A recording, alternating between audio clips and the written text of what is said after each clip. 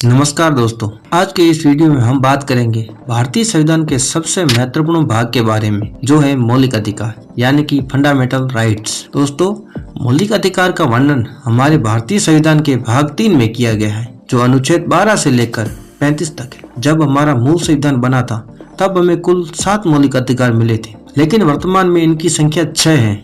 ऐसा इसलिए हुआ क्योंकि संपत्ति के अधिकार को मौलिक अधिकार की सूची से हटा दिया गया। यह बदलाव 44वें संविधान संशोधन 1978 में मोरारजी देसाई की सरकार में हुआ था। यह संपत्ति का अधिकार अनुच्छेद 300 के तहत केवल एक कानूनी अधिकार है, मौलिक अधिकार नहीं। तो चलिए दोस्तों, अब देखते हैं वर्तमान में हमारे पास कौन कौन से मौलिक अधिकार हैं। सबसे पहले है समानता का अधिकार, दूसरा स्वतंत्रता का अधिकार, तीसरा शोषण के विरुद्ध अधिकार, चौथा धार्मिक स्वतंत्रता का अधिकार, पांचवा संस्कृति और शिक्षा संबंधित अधिकार, छठा सबसे महत्वपूर्ण संवैधानिक उपचारों का अधिकार। आज हम सबसे पहले समानता के अधिकार और इससे जुड़े अनुच्छेदों का विस्तार से समझेंगे। शुरुआत में सबसे पहले कुछ जानकारी जान लेते हैं। संविधान के कुछ अधिकार ऐसे हैं जो केवल भारतीय नागरिकों को मिलते हैं, विदेशियों को नहीं। ये अनुच्छेद हैं 15, 16, 19, 29 और 30। बाकी सभी अधिकार नागरिकों और विदेशियों दोनों के लिए है। अब बात करते हैं अनुच्छेद 12 से 13 की। अनुच्छेद 12, इसमें राज्य की परिभाषा दी गई है। इसमें संसद, सरकार, विधानमंडल और स्थानीय अधिकारी सम्मिलित है, यानी इन सभी को राज्य माना जाएगा। अनुच्छेद 13, ये बहुत ही पावरफुल है।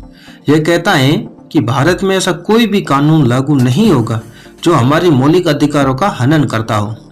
अगर कोई कानून अधिकारों को छीनता है तो इसे कोर्ट निरस्त कर देगी। और याद रखें, कोई भी मानव अपने मौलिक अधिकारों का त्याग नहीं कर सकता। अब हम शुरू करते हैं समानता का अधिकार, राइट्स ऑफ इक्वलिटी। सबसे पहले अनुच्छेद 14, यह कहता है विधि के समक्ष समता, यानी कानून की नजर में सब बराबर हैं, चाहे कोई अमीर हो या गरीब, सबके लिए एक ही नियम। इसके बाद आता है अनुच्छेद 15। इसके तहत राज्य किसी भी नागरिक के साथ धर्म, मूलवंश, जाति, लिंग या जन्म स्थान के आधार पर भेदभाव नहीं कर सकता। सार्वजनिक जगहों पर जाने से किसी को नहीं रोका जाएगा। हाँ, लेकिन इसमें कुछ अपवाद भी है। राज्य महिलाओं, बच्चों, पिछड़ा वर्ग, SC, ST और EWS के लिए विशेष नियम बना सकता है, जैसे कि शिक्षा में आरक्षण। अब बात करते हैं अनुच्छेद 16 की, जो सरकारी नौकरियां यानी लोक नियोजन से जुड़ा है। इसमें कहा गया है सरकारी नौकरी देते समय धर्म, जाति या लिंग के आधार पर भेदभाव नहीं होगा। लेकिन यहाँ भी राज्य उन पिछड़े वर्गों को आरक्षण दे सकता है जिनका प्रतिनिधित्व कम है। आरक्षण का इतिहास देखते हैं दोस्तों। सन 1953 में काका कालेलकर आयोग बना, लेकिन इनकी रिपोर्ट जारी नहीं हुई।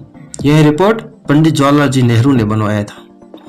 फिर 1979 में मोरारजी देसाई सरकार ने VP मंडल आयोग बनाया।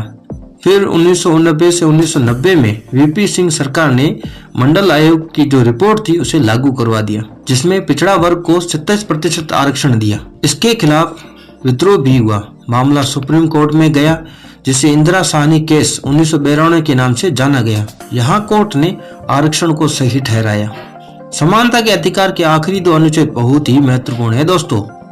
अनुच्छेद 17, यह अस्पृश्यता का अंत यानी छुआछूत को पूरी तरह खत्म करता है।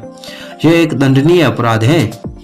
और अंत में अनुच्छेद 18, यह उपाधियों का अंत करता है। पहले जमाने में राजा, महाराजा जैसी उपाधियां होती थी। अब राज्य केवल शिक्षा और सेना के क्षेत्र में ही उपाधि दे सकता है। अगर कोई भारतीय विदेश से पुरस्कार लेता है तो उसे राष्ट्रपति से अनुमति लेनी होगी। भारत रत्न और पद्म पुरस्कार, जिसमें पद्मश्री, पद्म भूषण और पद्म विभूषण आते हैं, ये उपाधियां नहीं बल्कि सम्मान है।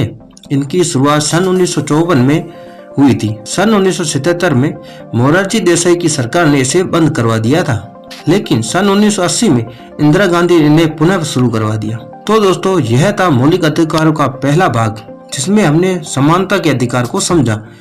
अगले वीडियो में हम स्वतंत्रता के अधिकार पर चर्चा करेंगे। अगर आपको यह जानकारी बहुत अच्छी लगी है तो वीडियो को लाइक करें, चैनल को सब्सक्राइब करें।